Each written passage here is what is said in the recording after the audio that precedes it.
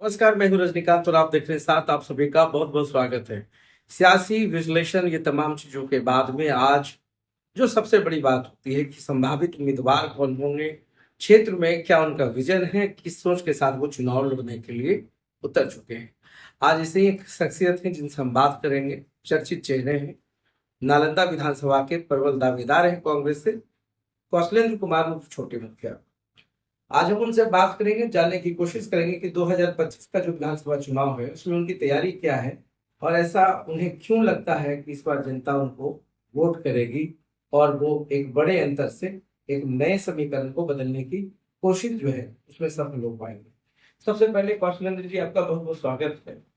और आज हम जानने की कोशिश करेंगे, निरंतर कई वर्षों से कई विधानसभा चुनाव को हमने देखा है, आप लगातार प्रयास कर रहे हैं उस सीट को जीतने, सफलता मिल नहीं पाती है, फिर भी आपका प्रयास जो है काफी आगे दिख रहा है। इस पूरे चुनाव को किस रूप में? देखिए, सबसे पहले तो आप रजनीकांत जी साहब को आप मेरा साक्षात्कार ले रहे हैं, इसके लिए आपको वेलकम करते हैं, स्वागत करते हैं। और देखिए, चुनाव जो चीज है बदलाव का चीज। और नालंदा विधानसभा क्षेत्र में मैं सार्वजनिक जीवन में एक ग्राम पंचायत के से पहले भी मान विद्यालय शिक्षा समिति जो चलता था पहले, उसमें हुक्म सिमीना टाइम में सोशल वर्क में आए और सामाजिक जीवन में मुखिया, उसके बाद उप प्रमुख, पैक्स का अध्यक्ष और सीनेट का मेंबर, कई पदों पर रहे और लोगों का सेवा की। और विगत दो चुनाव 2015 और 2020 में भी मैं चुनाव लड़ा और लोगों का भरपूर प्यार और समर्थन हमको मिला। 15 में आप बीजेपी से चुनाव लड़े? हाँ, 15 में बीजेपी से चुनाव लड़े थे। और ये कहिए कि प्रशासन के विरोध और अपना भाग्य, जैसे नोटा में 7,000 वोट चला गया, मैं 28-29 में चुनाव हार गया के कारण। और 59,600 वोट आपको आया। 69,600 वोट लाए और 6727 वोट नोटा में चला गया और 2996 वोट से हम चुनाव हारे। 20 में हम कांग्रेस के टिकट पर प्रयास कर रहे थे, टिकट हमको नहीं मिला यहाँ से, फिर निर्दलीय उन्नयन पटेल जी को मिल गया, निर्दलीय फाइट किए, उसमें भी हम रनर रहे। 50,000 वोट लगभग हम उस समय भी लाए और 15-16 से हम चुनाव हारे, जबकि कांग्रेस के जो उम्मीदवार थे 17,228 वोट काट लिए थे। तो देखिए, जनता का जो मैंडेट है, जनता का जो विचार है वो हमारे प्रति सकारात्मक है।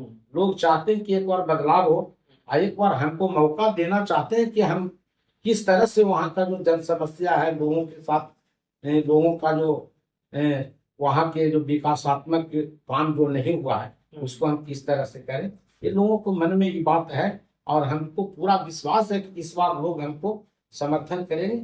और नालंदा की मैं ऐतिहासिक धरती पर हम जो आकांक्षा जो भी आज आम जनता का है, हमसे उम्मीद है हम निश्चित रूप से पूरा करेंगे। मगर सवाल है कि ये पब्लिक का जो ओपिनियन कि अगर टिकट नहीं मिलता है तो कौशलेंद्र मुखिया जो है बार बार पार्टी बदल लेते हैं और पार्टी बदलने में सबसे माहिर पूरे जिले में आप ही को माना जाता है, ऐसा लोग कहते हैं। पता नहीं आप किस स्थिति में बदलते हैं, परिस्थिति में आप बेहतर करते हैं।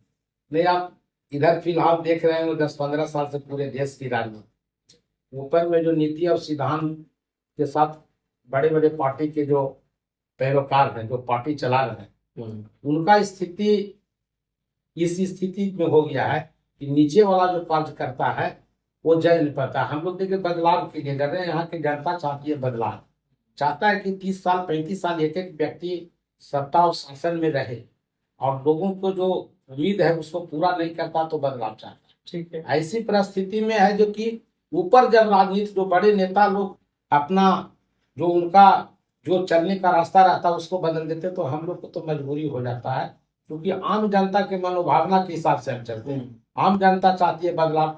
हम जिनके विरोध में राजनीति शुरू किए हैं या राजनीति जो जनता हमारा जो नालंदा विधानसभा क्षेत्र के लोग हैं जो हमसे उम्मीद करते हैं, अगर हम नई पार्टी बदले तो निश्चित रूप से उनका उम्मीद को पूरा नहीं कर सकते और बदलाव नहीं ला सकते। आप विरोध क्यों करना चाहते हैं? आप लंबी लकीर खींच लेना।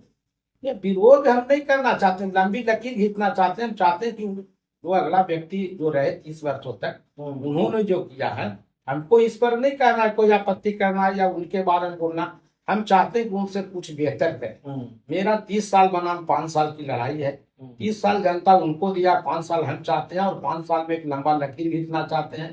जो वहाँ का समस्या है, सबसे बड़ा समस्या नालंदा विधानसभा क्षेत्र का पानी का, सुखाड़ का।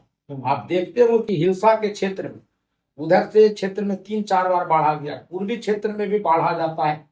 लेकिन जो आपको बिहार शरीफ से कंगर के बीच का जो मुख्य नालंदा विधानसभा क्षेत्र का एक हृदय स्थली है, आपको छबिल्लापुर से लेके एकदम नूरसराय नीचे थरथरी तक, वो एक तरह से खेती का एकदम समझिए कि धान का कटोरा है, लेकिन पानी वहां नहीं पहुंच पाता है। तो मेरा सबसे पहले यहाँ होना चाहिए था कि जब सरकार, बिहार सरकार गंगा के जल को राजगीर पहुंचा के गया, नवादा पहुंचा सकती है, तो फल्गु नदी को पैमार नदी में क्यों नहीं जोड़ सकती।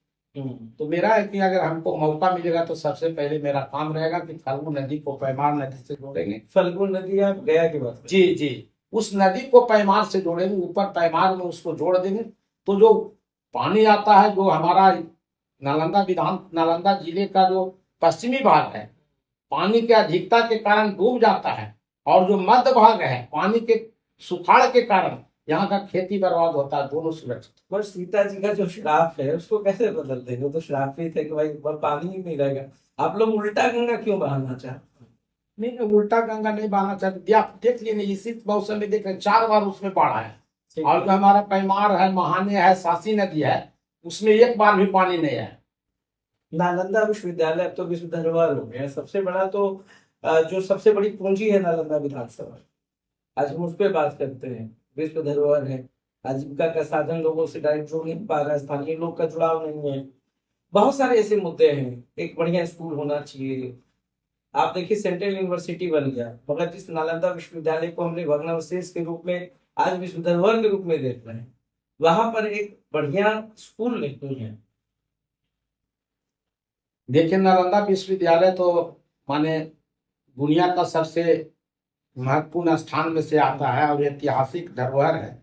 लेकिन आप वहां जाइएगा तो देखिएगा, दुखद है। माने यहाँ की सरकार, सुशासन की सरकार कहते हैं, हमारे क्षेत्र के जो नालंदा विधानसभा क्षेत्र में पड़ता है, जो हमारे मंत्री जी हैं 30 वर्षों तक किए। लेकिन आप जाइएगा तो वहाँ के सैलानी देश विदेश से आते हैं, अमेरिका, जापान, इंग्लैंड, पूरे वर्ल्ड के लोग वहाँ आते हैं, लेकिन एक शौचालय, अगर शौचालय भी, नागरिक सुविधाओं का आप जाके देख लीजिए कि वहाँ जब महिला पर्यटक आती है तो कहाँ वो माने नागरिक सुविधाओं का सुविधा ये नहीं समझ में आता।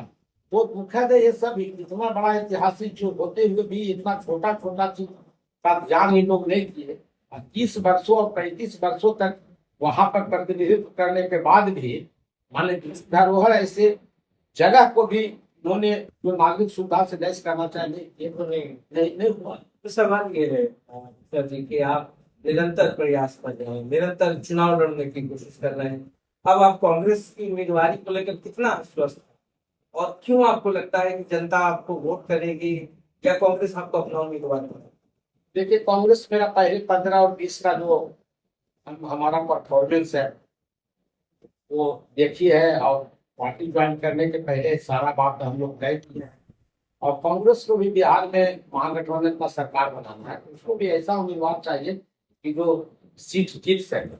और हम समझते हैं कि हमको उम्मीदवारी में कहीं कोई दिक्कत नहीं है, और उम्मीदवारी होगा। और जनता हमको इसलिए वोट देगी कि वहाँ की जनता, अधिकांश जनता बदलाव चाहिए, तो इसका प्रायोरिटी में है बदलाव माने। और जिसको समझता है कि हम इनके माध्यम से बदलाव कर सकते हैं, ये आदमी है जो कि इनको मदद करेंगे, वोट करेंगे तो आसानी से बदलाव होगा, इनको वोट करेंगे। उस परिस्थिति में मैं 1 नंबर पर आता हूँ और लोगों के बीच में रहता हूँ।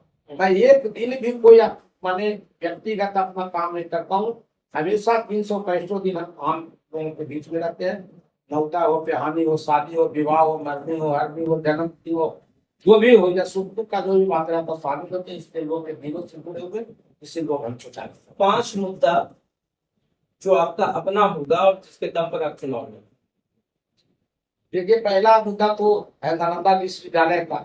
वहाँ नागरिक सुविधाओं का माने तुरंत ही माने हम जगह पर पहुंचने के बाद उसको सुविधा से लैस करेंगे। ठीक है। दूसरा है कि नूरसराय नालंदा विधानसभा क्षेत्र का एकदम मुख्य पार्ट है। माने 1.5 लाख के आसपास मतदाता हुआ है, और 43 पंचायत में 17 पंचायत अकेले नूरसराय करता है।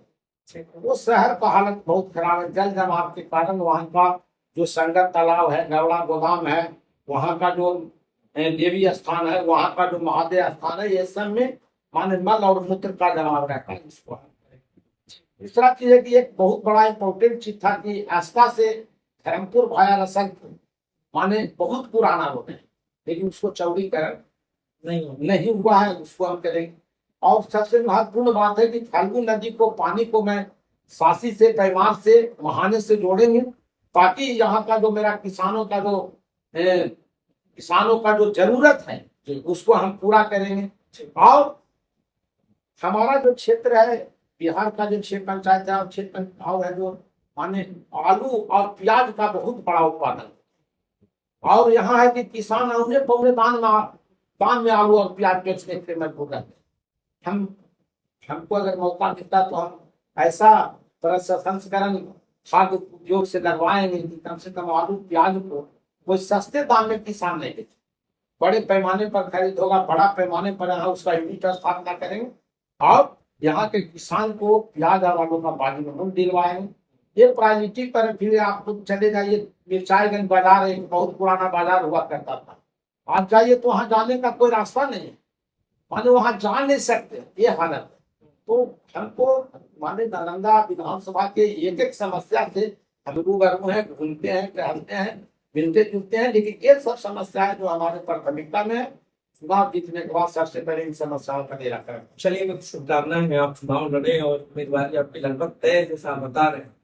तो आज जिन मुद्दों पर हम बात कर रहे हैं, फिर आपसे एक बार आपके क्षेत्र में मिलेंगे, एक दिन आपके साथ घूमेंगे, जानने की कोशिश करेंगे, नब्ज टटोलेंगे, लोगों से बात करेंगे। तो तमाम मुद्दों पर हमसे बात करने के लिए आपका बहुत बहुत शुक्रिया। तो ये है नालंदा विधानसभा के संभावित उम्मीदवार कौशलेंद्र कुमार छोटे मुखिया, जिन्होंने अपनी बात काफी बेबाकी से रखी, बताने की कोशिश की कि आखिर उनका मुद्दा क्या होगा, किन मुद्दों पर वो चुनाव लड़ेंगे। इनकी जो लड़ाई है वो 30 साल बनाम 5 साल वाली है, और जनता क्यों उनको समर्थन करेगी ये तो आने वाला वक्त तय करेगा। मगर इस पूरे विशेष संवाद में एक बात तो समझ में आ रही है कि चुनाव किसी भी दल के लिए, किसी भी उम्मीदवार के लिए बहुत आसान नहीं होने वाली है। तो देखते रहिए, साथ बहुत होता है।